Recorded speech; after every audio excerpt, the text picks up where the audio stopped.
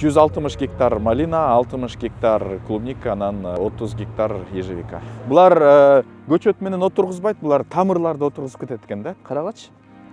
Бирок уже терилбейт экен булчу. Мына карагачы. Биз мындайды көрүп туруп калтырып коймок белек. Мына ар биринде ушундай да. Мына ар биринде. Бирок бул бүттү дейт. Мону карачы. Аякта. Мына. Бул бүттү, терилбейт экен. Демек 1 гектары биякта $200,000 болот экен. Бул айтпай, бул сен буш электи жеп атасың депчү. Бышкандарына мондой болот экен да. Чоң болот экен. Сезондун учурунда 1100 кишиге чейин чыгат дейт да. Катуулугун карачы мынакей. Терүү биякта эң кымбат экен да, терүү. Жумушчуларыбыз катып жок болот.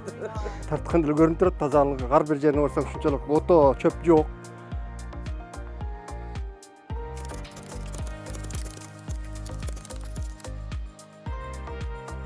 Now it's without roots, right? Бияк жөн эле даярдалып атыптыр. Декабрда тамырларды отургузат экен.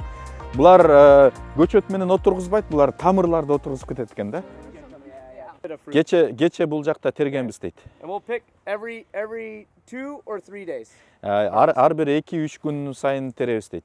Январда бул үстүнөн кесет экен. Анын апрелде кайра түшүм берип баштайт экен. Декабрда отургузат, августта терип баштайт экен. Анан январга чейин тияктан түшүм алат экен да. Бул азыркы бияктагылар бул 1 жыл мурун ушундай болчу дейт да. То есть булар декабрь, январларда отургузат экен, анан результаты ушул болот экен. Августтан баштап терилип баштайт экен, анан токтобой тере берет экен. Кышында биякта аябай көп жамгыр жайт экен. Мондай условно эгерде мындай бир жака бир эмени кайып коюп койсо, условно посуданычы, условно кышында монча жаап чыгат. Аябай көп жамгыр жайт экен да. Анан жайында болсо аябай кургак болот дейт. Биякта көп жамгыр жабайт дейт. Бирок ошол эле учурда катуу ысыбайт дейт. Жайында биякта 23 градус Цельсия сыяктуу эле болот экен. Анча ысыбайт экен да. Анткени океандан мустак шамал келип турат экен. Бул ошо океандын жанында экен да. Эмеде кышында болсо плюс 2 градустай болот экен да. Анча минуска да түшпөйт экен. 2-3 жыл сайын биз алмаштырып аткан себеби эмне дейт? Анткени бул негизи өсүмдүктөрдү 10 жылда эле өстүрө берсеңер болот дейт. Бирок уже ошол 3 жылдан кийин малинанын мөмөсү аябай майдаланып кетип баштайт дейт да. Биякта майда болгондо эле проблема эмес дейт. Терүүчүлөр адамдар терет да. Анан рабочий сила кымбат болгондуктан ал мындай майда болсо ал көп расход болуп кете берет экен да. Анткени ал көп териш керек болуп калат. Чоң болсо ал бат-баттан эле жана эмелерди, контейнерлерди бат-баттан терип коет. Жумушту санап чыкканда бир контейнер тергенге арзаныраак чыгып калат экен да. Демесе, жумушчулар бир күндө канчадан иштейт экен? Average, right? Бул орточо $20 бир саатына төлөйт экен да. Кол менен отойт экен же, гербицид мененби? Аммиачный селитра менен өрттөп салат экен да. Ну как бы высокий концентрация менен күйгүзүп салат экен да. Булардын аммиачный селитрасында 20% концентрация экен да. Ошонун 60%-ын колдонобуз дейт. Демек сууга эметкенде ошол где-то 12% азот менен чачылып калат экен да. Бул методду мындай кезинде, мисалы үчүн малина мындай кезинде колдонсоңор, малинаны өрттөп аласыңар дейт, тоже күйгүзүп аласыңар дейт да. Ал уже чоңоюп мындай эмеси кичине жыгач сыяктуу болуп баштаганда, уже катуураак болуп баштаганда ошондой методду колдонсо болот дейт. 5 киши 1 гектарга жетишет экен. Тергенге, so it's for picking also. Yes, picking also, yeah. Бүт барын, жумуштун бүт барын жасаганга. Тергенге дагы, жумуштун барын жасаганга ошо 5 киши. Сурадым да, жумушчулар менен модельди кантип иштейсиңер дегенде, айтып берди. Буларда бир бригадир бар экен. Бир бригадир бар экен, ал бригадирдин алдында 60 киши иштейт экен да. Бирок бул бригадирдин дагы 2 жардамчысы бар экен. Анан дагы бир супервайзер деп коет экен. Бир супервайзердин алдында 8 бригадир иштейт экен да. Ушундай анан супервайзерлер болсо буга баш ийет экен. То есть орточо алганда 1 гектарда 5 киши иштейт. Ошондо условно 12 гектарга. So it's about 12 hectares per one. How did you say that? Foreman? Foreman, yeah. Foreman. Yeah, I guess so. So if we will like 60% divide by 5, Yeah, he's yeah. good. Ошондо 1 гектар, бир бригадир 12 гектарга жооп берет экен да. Ошондо 60 кишини башкарат экен. Өзүнүн командасы бар экен да, ошондой. Анан дальше ошол ишти мына жакшы коюп кетишет экен да. Вот, анан дагы эмнени айтып берди жаначы. Булар дайыма өзү күнүгө базарды карайт экен. Базардын баасы кандай болуп атат? Кымбат болуп атабы? Кымбат болуп атса, эгерде даже ягодалардын саны азайып барып атса дагы, бул мындай экен да, азыр карасаңарбы, бияктачы аябай көп ягодалар калып калган. Мына. Могул, мына карагачы. Бирок уже терилбейт экен булчу. Мына карагачы. Биз мындайды көрүп туруп калтырып коймок белек. Мына ар биринде ушундай да. Мына. Ар биринде. Бирок бул бүттү дейт. Мону карачы. Биякта. Мына. Бул бүттү, терилбейт экен. Анан эмнеге тербейсиңер десем, бир моментте дейт, мөмөлөрдүн саны бол деген аз болуп саналат экен. Азайып калат экен. Анан, например, эгерде көбүрөөк болуп турса, бул бол эле жерден условно жана бир контейнерди терип салат. Терип салганда ал продуктивность, жанакы жумушчунун продуктивности аябай бат-баттан эле мондай кичинекей жерден эле бир коробканы чогултуп коет экен да. Эгерде ягодалардын саны аз болуп калса, анда ал мүмкүн мындан 2-3 эсе көбүрөөк жерди басып туруп тергенге көбүрөөк убакыт кетип калат экен. Анан буларда саатына төлөйт да. Саатына минимально $16. Анан ар бир контейнерге дагы кандайдыр бир бонустар сан алганда орточо бир саатынан булардын $20 өйдө төлөп калат экен да. Анан булар ошентип санайт экен, эгерде эффективность түшүп барып атса, бир себестоимость тергенге себестоимость бир контейнерди санап чыгышат экен, же бир коробканы санап чыкканда, эгерде аныкы аябай кымбат болуп барып атса, базардын баасы анча жакшы болбой атса, булар ушинтип токтотуп салышат экен. Мисалы үчүн бүттү бул токтотту. Бул серная известь деп коет экен, серная известьти чачып салат экен. Чачып салганда бул кийинки келечектеги оорулардан да сактап, анан бул жалбырактарын уже уктатып салат экен. Бул бүттү кышка киргенге жардам берет экен да. Болду, бул жак мисалы үчүн бүтүптүр. Бул Маравила деген сорт экен, бул болсо Сантея деген ошол эле Дрискалстын жаңы сорт экен. Биякты дагы азыр пока иштетип турабыз дейт. Кичинеден кийин биякты бүтүрөбүз дейт. Анан полностью баарын ачып туруп, пленкаларын ачып туруп, мондай кылып туруп, анан серная известь менен чачып салышат экен. Чачып салат, анан болду, бияктагы токтойт. Кийин болсо декабрь айларында, декабрь, январь айларында бол жактарынан алып туруп, мондай кылып туруп кесип коет экен. Анан буларды кайра жаңы побегтер чыгып, апрель айынан баштап кайра жаңы түшүмгө кирет экен да. 2-3 эле жыл иштетет экен. 2-3 жыл иштетет экен себеби 3-4 жылдан кийин уже мөмөлөр майдаланып кеткен. Майдаланып кеткенде кайра эле жумушчуларга көбүрөөк акча кетип баштайт экен да. Ошол үчүн булар даже майда ягода үчүн эмес, именно жумушчулардын эмеси акысы аябай жана бир коробканы санап чыкканда себестоимость аябай кымбаттап кеткендиги үчүн булар лучше жаңы көчөттөрдү отургузушат экен, чтобы крупный ягодалар болгонго. И себестоимость бир коробканы тергенге, терүү биякта эң кымбат экен да, терүү. $80,000 сатып алыш үчүн бияктын жери бир акры бул $80,000 болуп калат экен, демек $80,000. $80,000. Демек бир гектары биякта 160-200,000 болот. Булар пластик менен гүлдөп аткан учурда жабат экен. Анан бул пластик ошол көп оорулардан алдын ала сактайт дейт да. Мисалы үчүн пластик жок болсо, күн солнечный ожог бермек дейт да. Пластик болгон үчүн бул мындай күндү чачыратып берет дейт. Түздөн түз тийбейт. Эгерде пластикти эртерээк жаап салсаңар, бул жунгли болуп кетет дейт да. Ошол үчүн биз только гүлдөгөндөн кийин гана жабабыз дейт. Жок, зыянкечти.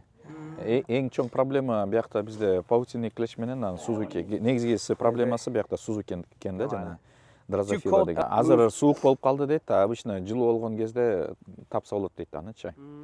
But I'll- the larvae, yeah, in the Ал мөмөнүн ичине кирип алып туруп, анан личинкасы жей берет дейт да. Ал эзилип калат. Мындай көп киши түшүнбөй деле аны жей берет дейт да. То есть ал эзилип калат экен да жеңилечи. Сузуки деген аябай чоң проблема. Мондай кезинде деле уже личинкаларын калтырып кетет дейт. they can Анан lay уже eggs бышып in атканда, early. бышып атканда уже ичине келип туруп, анан эзиле берет дейт да. Силер көрбөйсүңөр дейт. Аны жана эме менен лупа менен карап көрүш керек. Караганда ичинде ак болгон курт болот дейт. Кичинекей бир эмедей эле болду эле, сосудтай болгон элечи. Анан ошондон эле карап көрүп Сузуки экенин билсеңер болот. And Сузуки уже көп пестицидтерге резистентность пайда болуп калыптыр. Алар уже мындай дары чачканда дагы эффект болбой калаттыр. Бирок Сузукинин өзүнүн энтомофаг хищный жырткыч эмелер, курт кумурскалар пайда болуптур. Алар дагы булар чачып атканда ал мисалы үчүн химия чачса Сузукини дагы өлтүрөт и Сузукини жеген зыянкей эмени жырткычты дагы өлтүрөт да. Ошону азыр химия чачылганда экөө тең резистентность болуп, азыр болсо булардын байкашы боюнча энтомофагтардын популяциясы дагы көбөйүп, бул жылы Сузуки менен анчалык чоң көйгөй болгон жок дейт. So Как личинка? there we go. Yeah. it's a Drosophila Suzuki. The bad one. Don't let it get in your shoe. Көрүнөт ал? Булар көп болгондон пайда болуп калбайбы булар? 12-13 өсүмдүктү 1 метрге калтырабыз дейт. Анан өстүрүп атканда эң башында жөн эле тамырда отурушат экен биякта. Ал бул нерселер бул эмеге сортко жараша болот дейт. Ар кайсы сорттука ар кандай көрсөткүчтөр болот дейт. Бирок орточо алганда тамырлары менен отургузулат экен. Көрдүңөрбү? Бул деле бугор болуп турбайбы? Бугор болуп отургузуп атпайбы? Анан чыгып баштайт дейт. Чыгып баштап атканда эң жакшыларын, эң күчтүүлөрүн калтырат, калгандарын баарын ручную кесип чыгат экен. Анткени ал кезде жанакындай аммиачный селитра менен же башка удобрение ожог кылып жана өлтүрүп атпайбы? Андай менен контролдо болбойсуңар дейт. Аны өсүп, уже чоңоюп калгандан кийин гана уже кайра дочкалар чыгып баштайт да, майдаларычы. Ошолорун жана повышенный концентрация удобрение менен эле чачып салышат экен да. Балапандар чыкканда, Уже спрей аркылуу контроль жеңилирээк болот дейт да. Анилүү мындай культурасы бар, маданияты бар. Булар өздөрүнө көчөт даярдабайт да. Булар жылда мына жаңы көчөттөрдү питомниктерден сертификация, аккредитациядан өткөн жакшы питомниктерден алып, жакшы результат алып, максимум результат алып туруп, ошо менен акча табышат. Бул жер Маравилла экен. This what? Centella. Santeia. It's also Driscoll's. Also all Driscolls. Yeah. Бул дагы бар Driscoll'стын сорттор экен. Santeia деген сорт экен, бул Маравилла деген сорт экен. Maravilla is still one of our strongest. Маравилла азыркыга чейин эң жакшы сорттун бири дейт. Yeah, it's very strong. Могу малинаны эмнеге азыр терип туруп заморозка кылбайт? Price. No market. Уборка кылган айлыкка кетип аткан эмеси, акчасы эмеден, например, сокко же переработка кетиргенден акча түшкөнгө караганда көбүрөөк кетип калат дейт. Аябай көп ягода болуп турса, алар кыска убакытта көп терип алат да. Эме ягодалардычы, жана контейнерлергечи. Анан бир моментте уже азайып калганда, бул уже азайып калганды айтып атат да. Мондай пик болуп турганда бул өзүн актайт. Анан бир моментке түшкөндө уже айлыктын расходу бирдей эле кете берет да. А бияктан түшкөн акчасы азайып баштайт. Анан ошол моментте уже тергенди токтотуп салышат экен. Ошо EC 1,5 экен. Эмеси болсо pH болсо 7ден өйдөрөөк экен да. 7,5-8ге чейин болуп калат экен. Бирок булар дайыма кислотадан берип 6га чейин чүрүп туруп сугарышат экен. Орточо 3 жолу сугарабыз дейт эмени малинанычы. Жумасына. Эмени болсо жер семирткичти где-то 10 күндө бир жолу беребиз дейт. Yeah, put them in the trays and then bring them to our Бул жака обычно эмени коюшат экен, жана контейнерлерди, контейнерлерди коробка ылдый жагында болот экен да. Анан тергени болсо бир кичинекей корзинкаларга теришет экен, как эме. Анан ошондон алып туруп терип туруп, анан жана эмелерге, контейнерлерге салат экен. Контейнерлер толгон контейнерлерди ылдый жагындагы жана коробкаларга терип коет экен да. Анан бул эми стандартный эмес дейт, ар бири ар кандай кээ кичирээк, кээ чоңураак.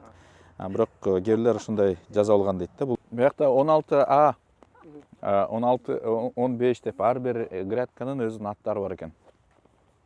Мен баягы школа агрономовтон дагы айтып бербедим беле, бизде деле ушундай теплицада ушунчумун да, биякта да ушундай бар экен. Караңыздар, ортосунда жумушчуларга иштей турганга мүмкүнчүлүк бар. Эки жагы ачык. Тамырдан чыккан көчөттөр, малиналар жана аларды кийин кыркып ошентип түп-түз кылып койгон, көрдүңүздөрбү? Эми аралап көрөлү. Мына бул бүтүп атат, жогоруда айткандай, сезон бүтүп аткан экен. Арасына мынтип басып көрөбүз. Билбейм мунун узундугу канча, бирок арасынан басып көрөлү чогуу. Менимче айтпасам деле көрүп атат болушуңуздар керек. Мөмөлөрүн караңыздар эми. Мөмөлөрү сонун. Бул Сантея деген ушул Дрискалстын жаңы сортторунун бири экен. Дагы канчасы өнүп келатат, дагы канчасы мынакей быш элек, бирок булардын ушул сезону декабрга чейин болот экен. Бир отургузган малинасын булар ушул 2 же 3 жыл кармайт экен. Караңыздар.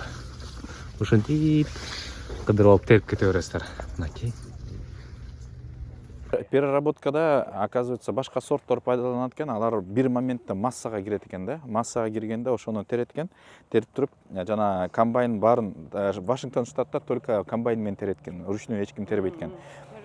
Анткени алар ошону баарын алып туруп биргеликте эмеге сразу переработкага, заморозка аргас жактарга киргизип салат экен да. А бул жакта болсо урожайности бул сорттор.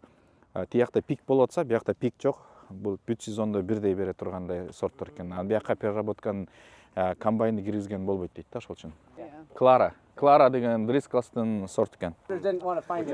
Булар эмени ежевиканы бир жумада бир эле жолу тереткен да. Азыр мына 2 күн мурун териптир. Азыр көбүнчөнү биз мондайларды келип эле жеп атабыз да. Мондайдычы. Анан жеп аябай таттуу экен, сонун экен, кычкыл эмес экен деп атабыз. А бул айтып атпайбы, бул сен буш электи жеп атасың депчү. Бышкандарына мондой болот экен да. Чоң болот экен.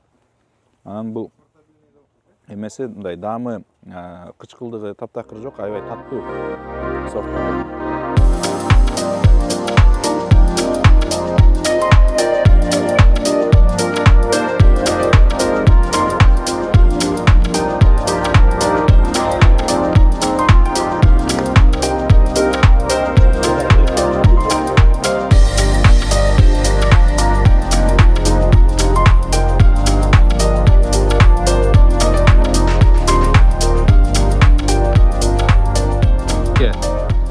Малинаны аралап жүрөсүз анан.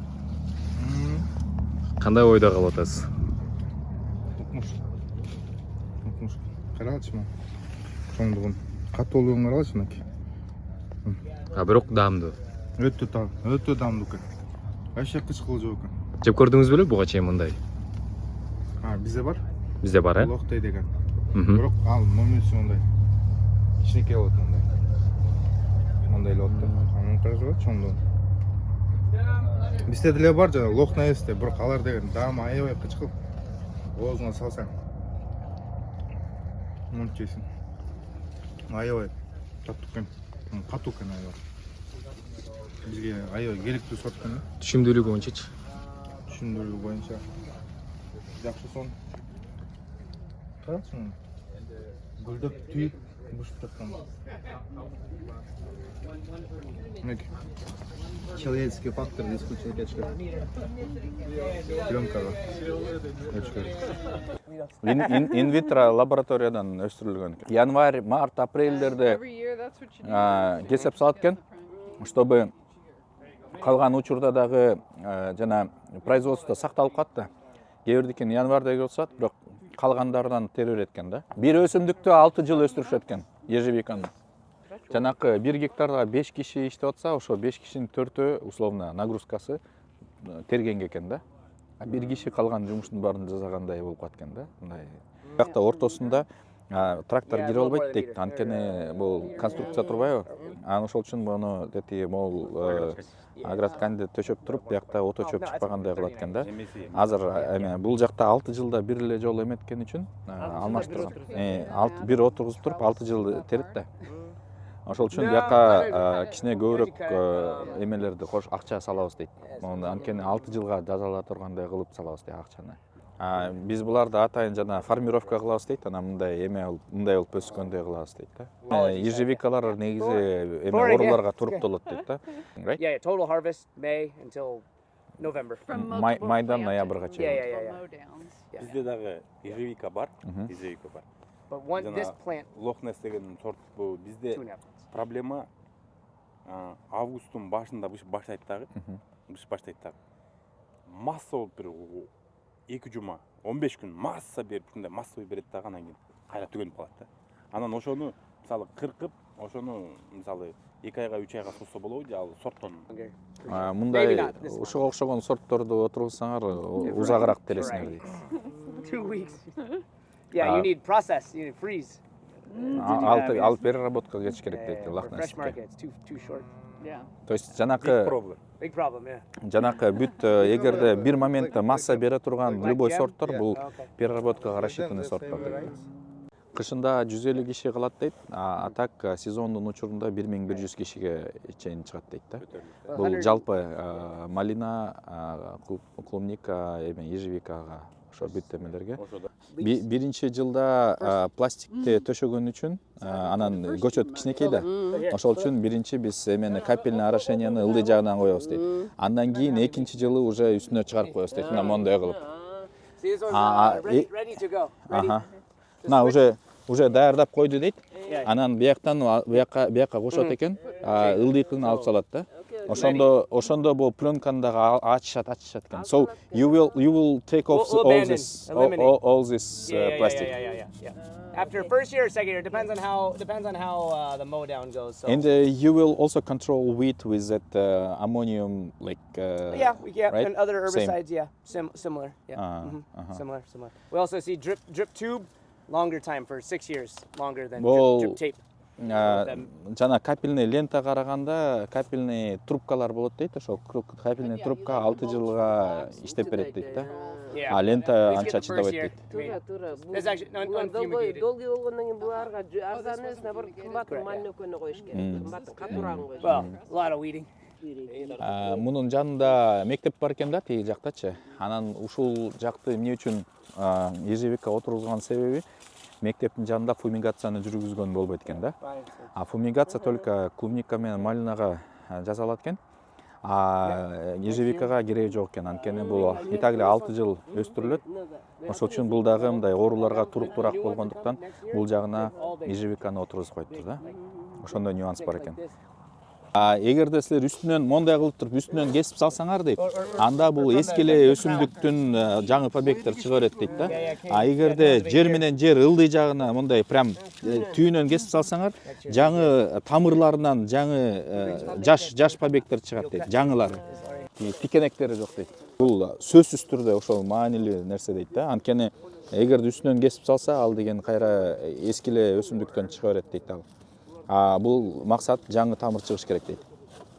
Жаңы тамырдан чыгыш керек. Мен түшүнүмө караганда бул рассадаларды өздөрү өстүрбөйт экен. Буларга рассадалар дайындап алып келип берет экен. Булардын дыйкандар баштылары айткан, ал дайын алып келип берет экен, ошону тигеткер өстүрөт, ушундай алып багышат экен. Ошол жагы мага аябай жакты да. Ар бир дыйкан, ар бир жумушчу өзүнүн жумушун билген. Дыйкан өзүнүн ушун ухаживать эткенин билсин. Питомник өзүнүн чыгарганын билсин. Жанагы химияларды обработка жасаган кишилер өзлөрүнүн каждый өзүнүн спеси менен иштешет экен да бу жакта. Ошонусу аябай мага жакты да бу жактын. Эң өзгөчөлүгү ошол экен да бу жактыкы. Конечно, бу жакта Америка эс Америка.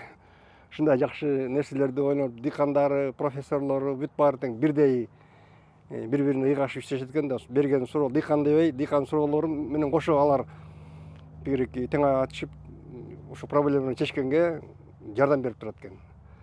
Ошонусу да жакшы экен да. Бул ошон үчүн ушундай өнүгүп атат да булар. Бирине бири ыйгалышып иштеген үчүн. It's a wool. Yeah. Oh, that's cool. Oh, I love it. Yeah. No, made in Cuba. Yeah. Beautiful. Thank you. Thank you so much. Yeah.